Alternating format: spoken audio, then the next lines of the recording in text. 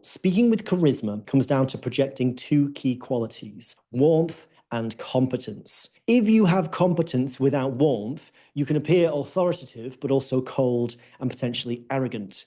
If you exude warmth without the competence, then you can seem very friendly, but you can lack authority. So charisma happens naturally when we combine both the warmth that makes people like us and the competence that makes people trust us. Now, my name is Ed. I had severe public speaking anxiety. I overcame it to become a professional actor, a speaker, and the founder of Project Charisma, which is a training company here in the UK that helps leaders to speak with confidence.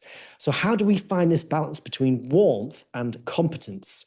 Well, let's look at 5 key tips that will help you to express natural charisma, whether you are speaking one-on-one, presenting on a Teams call, or maybe even speaking in some big conference hall. Tip number 1 is sharing strong eye contact, but that doesn't mean glaring at people until they feel uncomfortable.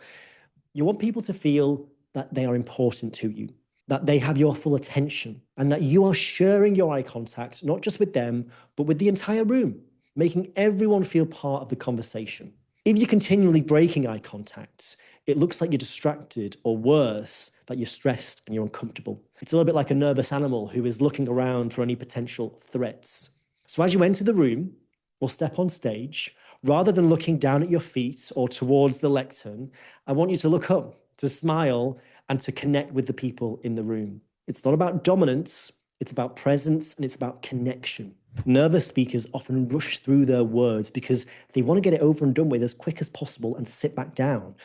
Now, if you grew up in a big family like I did, you may have also learned that you have to speak fast in order to get a word in edgeways before someone interrupts you. But whatever the reason, all of this is going to signal that you don't fully value the words that you are saying, because otherwise, why would you be rushing through them? So the most confident people take the time to say what they need to say. That doesn't mean you need to speak slowly with every sentence as if it's all very important, all right? It's not about annoying everyone. Sometimes it's right to speed up. Sometimes it's right to slow down, but you need to know the difference and you need to be able to do it consciously. Now, one tip for this, if you do struggle with going too fast, is to slightly over-articulate your words and elongate some of the vowels, because this is a physical break on how fast you can say different words.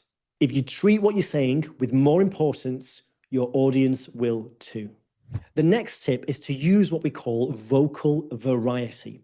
And this is a combination of pitch, pace, tone, volume, and melody.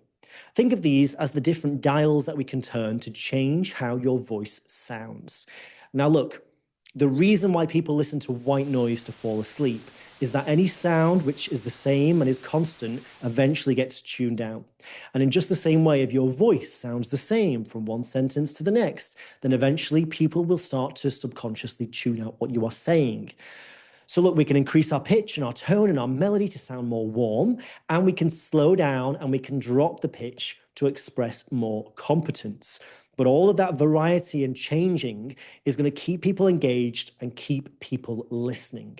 So before people hear us, they usually see us.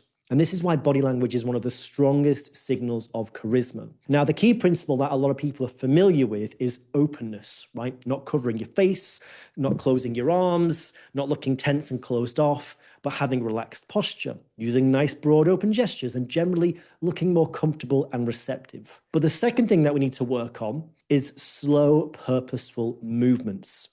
Because when you move too quickly, it signals nervousness and a lack of confidence. Whereas slow, purposeful movements will make you seem more composed, more controlled, but still approachable. When your movements are calm and purposeful, your whole presence starts to radiate this charisma and makes people feel at ease in your presence. When a speaker looks visibly nervous, their face tends to tense up, the smile disappears, and not only do they look uncomfortable, but it can also make everyone else feel a bit uncomfortable as well. A forced smile, though, isn't really that great either, because it looks a bit awkward and even slightly sinister. So instead, right before you walk into the room, step on stage, enter the call, I want you to focus your mind on something that elicits a natural sense of something positive. It could be visualizing the best case scenario that you want, Or what I like to do is think about who I'm about to speak to and imagine greeting them with a big smile and they're smiling back, and it's just a very positive moment.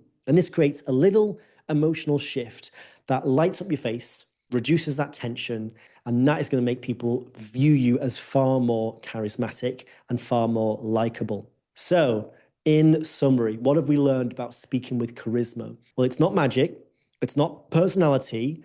It's more a case of lots of different micro habits in how we move, in how we sound, and how we think, which collectively people interpret as, wow, that person's so charismatic. But it's not a one size fits all. You can have a big charisma and you can have a quiet charisma too. So it's about finding what style best suits you and what feels authentic. But if you'd like to learn more about this, then I work with both individuals and with teams here in the UK and also internationally. You can book a free 30-minute introduction call using the link in the description, and I will be on the other side of that, waiting to have a chat with you about your goals with public speaking, the challenges you're facing, and to see if we are a good fit. Now, if you've enjoyed this video, please like, subscribe, and comment below if you've got any further thoughts on what it means to speak with charisma. For now, I'm Ed, I'm the founder of Project Charisma, and here is to your public speaking success.